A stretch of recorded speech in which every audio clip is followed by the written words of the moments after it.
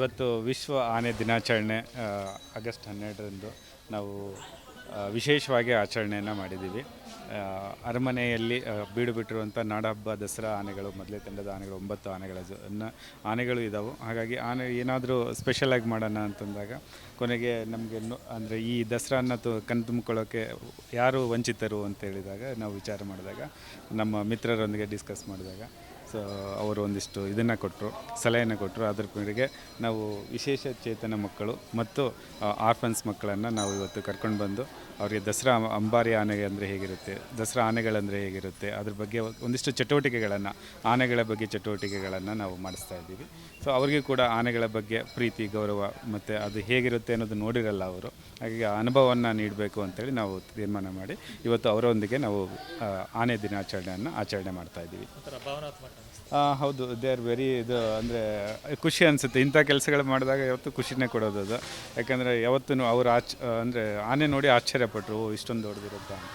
ಅದನ್ನು ನೋಡಿದಾಗ ನಮಗೆ ಇವತ್ತು ಪಾಪ ಅವರು ಟಿ ವಿಲಿ ನೋಡಿದ್ದು, ವಿಡಿಯೋದಲ್ಲಿ ನೋಡಿದ್ದು, ಇವತ್ತು ನಿಜವಾಗ್ಲೂ ನೋಡ್ತಾ ಇರುವಾಗ ಸೊ ನಮಗೂ ಒಂಥರ ಆಶ್ಚರ್ಯಕರ ಮತ್ತು ಇದು ಅನಿಸುತ್ತೆ, ಖುಷಿನೂ ಅನಿಸುತ್ತೆ. ಹಾಗಾಗಿ ಥ್ಯಾಂಕ್ ಯು. ಇವತ್ತು ವಿಶ್ವ ಆನೆ ದಿನಾಚರಣೆ ಆಗಸ್ಟ್ 12ರಂದು ನಾವು ವಿಶೇಷವಾಗಿ ಆಚರಣೆಯನ್ನು ಮಾಡಿದ್ದೀವಿ.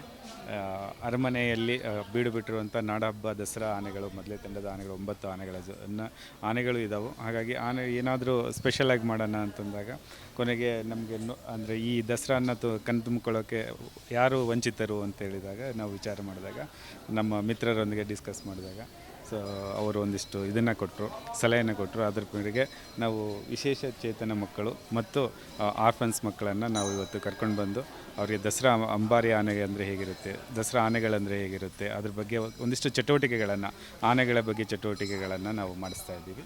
ಸೊ ಅವರಿಗೂ ಕೂಡ ಆನೆಗಳ ಬಗ್ಗೆ ಪ್ರೀತಿ, ಗೌರವ ಮತ್ತು ಅದು ಹೇಗಿರುತ್ತೆ ಅನ್ನೋದು ನೋಡಿರಲ್ಲ ಅವರು. ಹಾಗಾಗಿ ಅನುಭವವನ್ನು ನೀಡಬೇಕು ಅಂತೇಳಿ ನಾವು ತೀರ್ಮಾನ ಮಾಡಿ ಇವತ್ತು ಅವರೊಂದಿಗೆ ನಾವು ಆನೆ ದಿನಾಚರಣೆಯನ್ನು ಆಚರಣೆ ಮಾಡ್ತಾಯಿದ್ದೀವಿ. ಹೌದು, ದೇ ಆರ್ ವೆರಿ ಅಂದರೆ ಖುಷಿ ಅನಿಸುತ್ತೆ. ಇಂಥ ಕೆಲಸಗಳು ಮಾಡಿದಾಗ ಯಾವತ್ತೂ ಖುಷಿನೇ ಕೊಡೋದು ಅದು. ಯಾಕಂದರೆ ಯಾವತ್ತೂ ಅವರು ಅಂದರೆ ಆನೆ ನೋಡಿ ಆಶ್ಚರ್ಯಪಟ್ಟರು, ಇಷ್ಟೊಂದು ದೊಡ್ಡದಿರುತ್ತಾ ಅಂತ.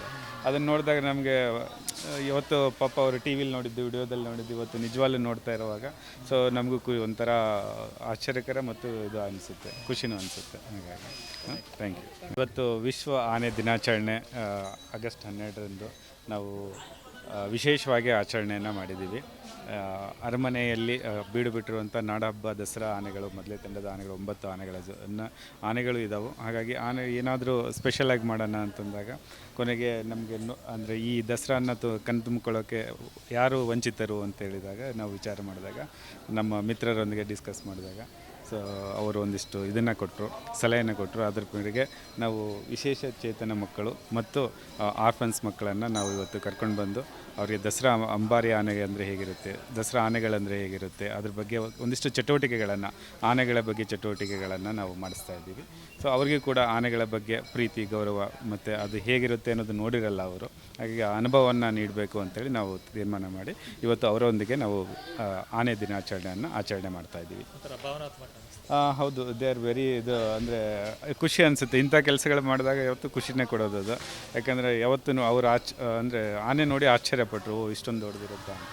ಅದನ್ನು ನೋಡಿದಾಗ ನಮಗೆ ಇವತ್ತು ಪಾಪ ಅವರು ಟಿ ವಿಲಿ ನೋಡಿದ್ದು, ವಿಡಿಯೋದಲ್ಲಿ ನೋಡಿದ್ದು, ಇವತ್ತು ನಿಜವಾಗ್ಲೂ ನೋಡ್ತಾ ಇರುವಾಗ ಸೊ ನಮಗೂ ಒಂಥರ ಆಶ್ಚರ್ಯಕರ ಮತ್ತು ಇದು ಅನಿಸುತ್ತೆ, ಖುಷಿನೂ ಅನಿಸುತ್ತೆ. ಹಾಗಾಗಿ ಥ್ಯಾಂಕ್ ಯು.